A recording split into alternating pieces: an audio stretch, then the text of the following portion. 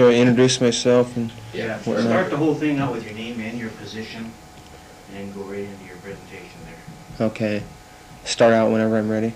Yeah, well, look at the lens, give us about 5 seconds of silence on the front there, and then go whenever you're ready. Okay.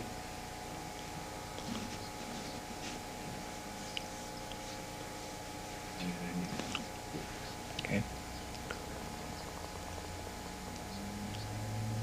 Good morning. My name is Lou Stone. I'm a social worker for the Colville Confederated Tribes, and work with the Bureau of Indian Affairs in the same branch. We have, this is, social services is one of many branches on the Colville Indian Agency campus, which works for human services in one way or another. This office and myself is supervised by the Superintendent of the Bureau of Indian Affairs and the Public Service Director for the Colville Confederated Tribes. We have a staff of 6 people, and we have a social services representative from the Bureau of Indian Affairs. We have an assistant social worker for the Bureau of Indian Affairs and a clerical typist for the Bureau of Indian Affairs. As I say myself, I'm a social worker for the Colville Confederated Tribes, and we have a clerical typist for the tribal branch too. And we have a CETA, a Comprehensive Employment Training Act employee, who is getting training in the field of typing and office work, filing and so on and so forth. She's been with us for 4 or 5 months and will probably be with us another half a year or so. I guess the reason for the difference between the Bureau and the tribal program is, I think self-administration and government of it's the tribes, I guess, programs and philosophy. There is some difference in the federal government's and the tribals' attitude on human services and whatnot. So I think that's the basis of the dichotomy. It is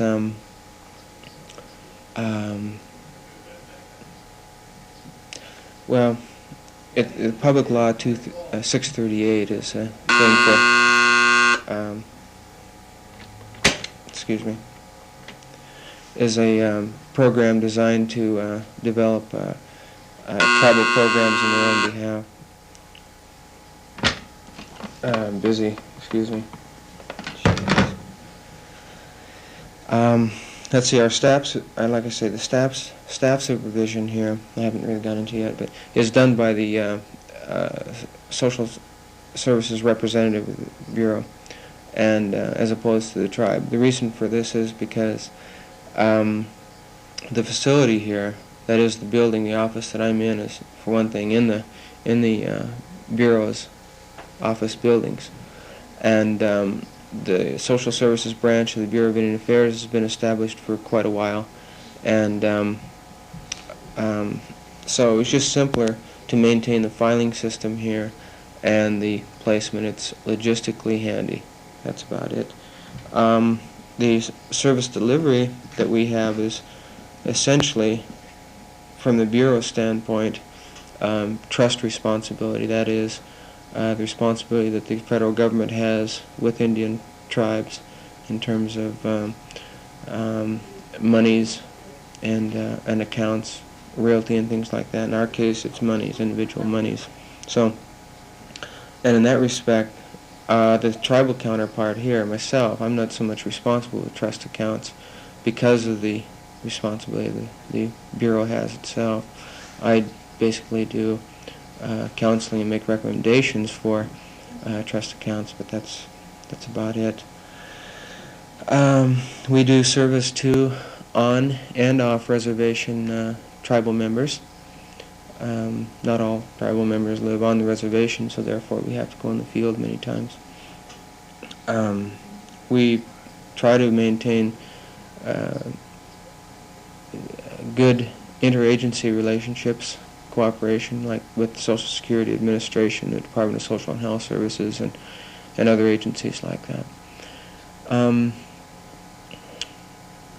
I suppose what I think probably what would be of more interest at this time, maybe, how one would become familiar and make themselves available to this type of a program. That is, what type of things would one do to prepare themselves to get involved in social services or mental health or some alcohol program or any type of human services related program, probation and parole maybe.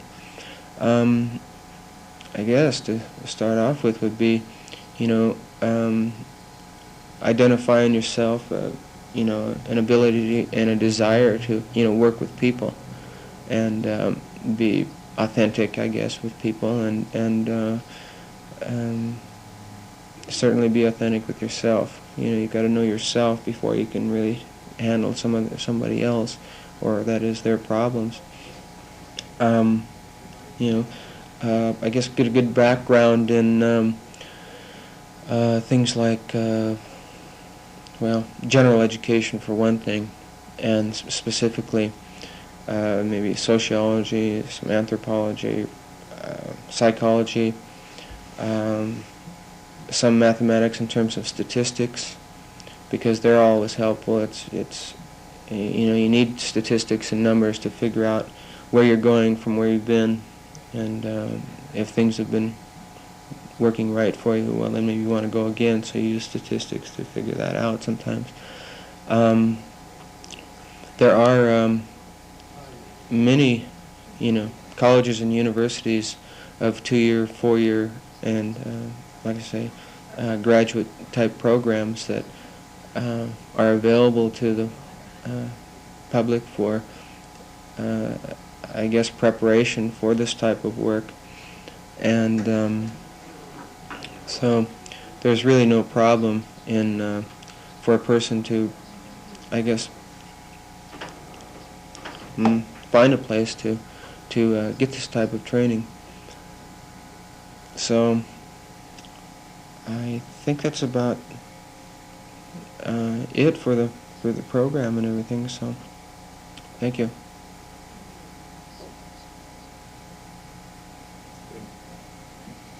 Okay. Yeah, that was easier in a speech class. That damn telephone. Yeah, maybe we'll edit that out. Uh-huh. Did it look that bad? Didn't really. So you're doing it right in your office and working. Yeah. You had a couple of those. Is that right? Yeah. Yeah. You should. Oh, what the hell they're doing?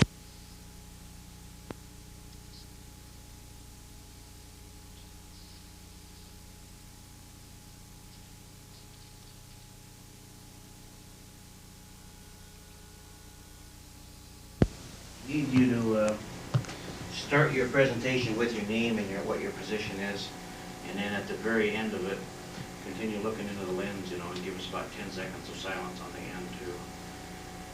And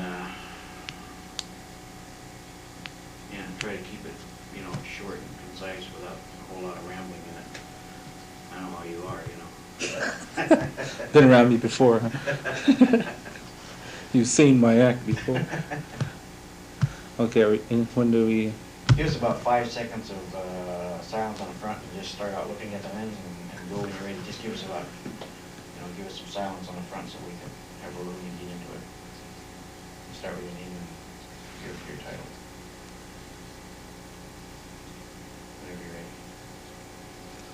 My name is Conrad Edwards. I'm the director of the CETA program here on the Colville Tribal Reservation.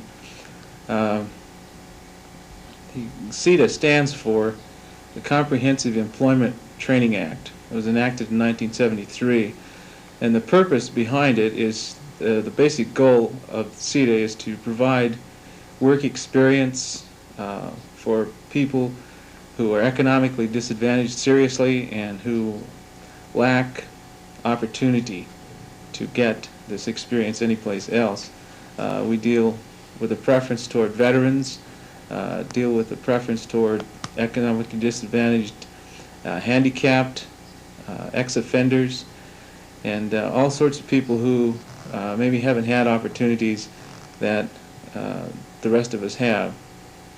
Now, we have two portions to our program. One is the work experience part, which is geared toward training and establishing work habits and getting valuable on-the-job kind of training. The other portion is the public service employment, which deals with providing a service to the public in the public sector, as well as establishing work or employment program for the participants. Basically, what we provide education and provide training in the experience, practical experience fashion. We deal with people who don't have GEDs, who don't have high school educations, who lack the experience on the job, and we help to place them into permanent unsubsidized employment as one of our goals.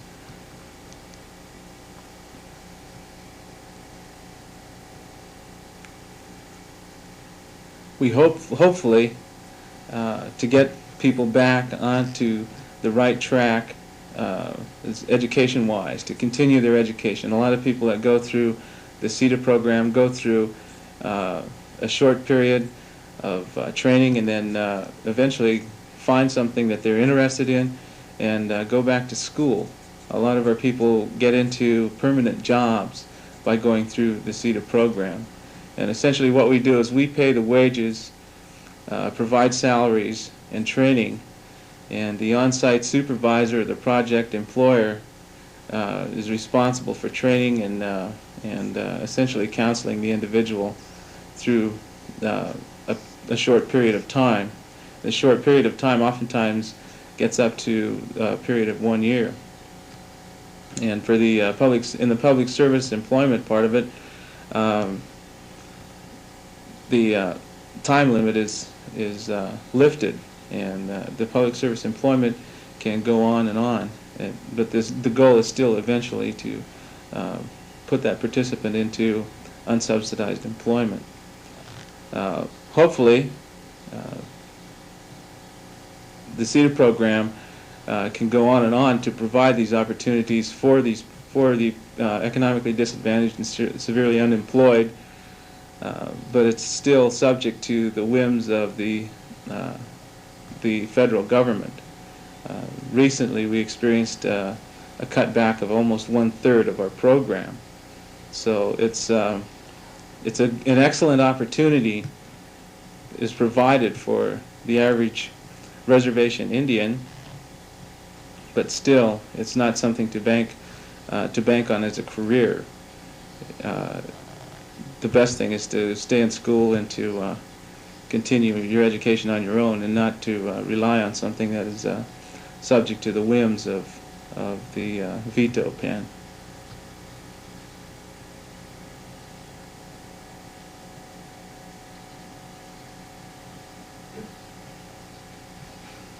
Okay. Is that it then? Yes, indeed.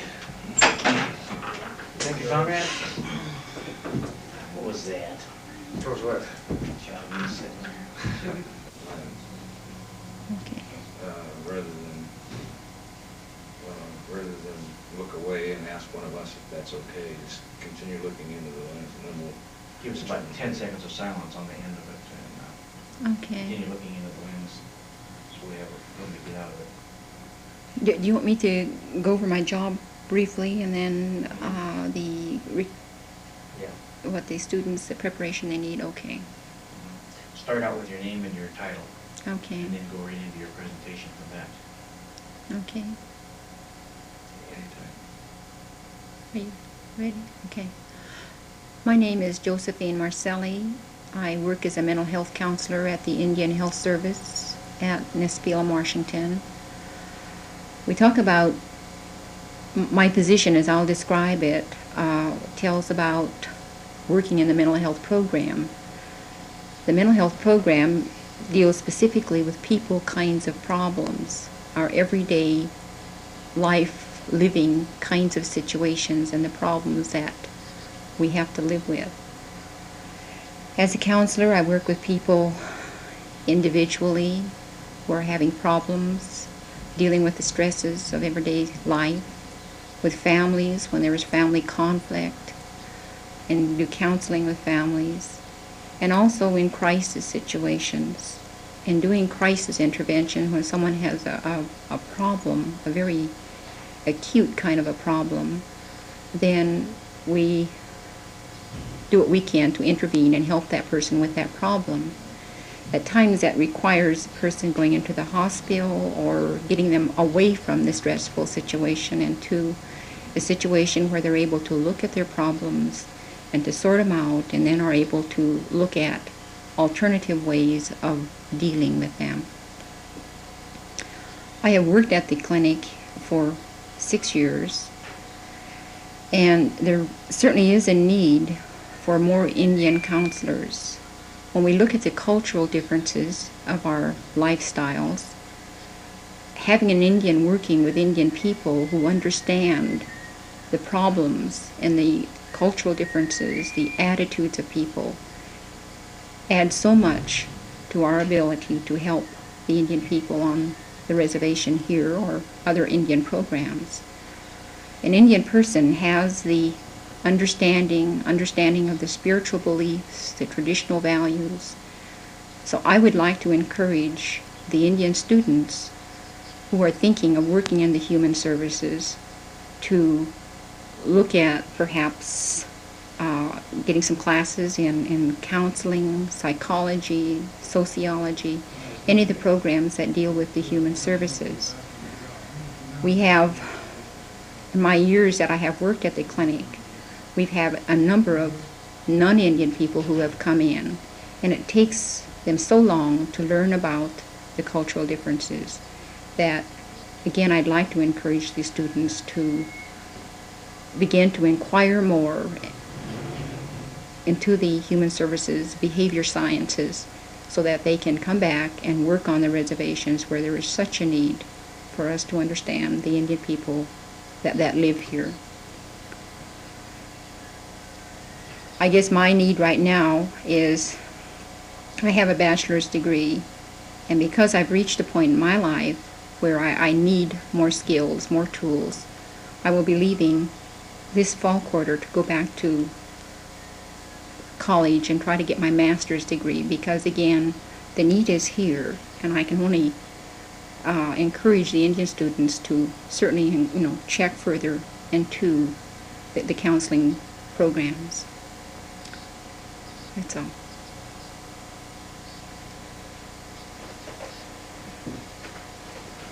Okay. Joe, which committee do you work with most? HEW.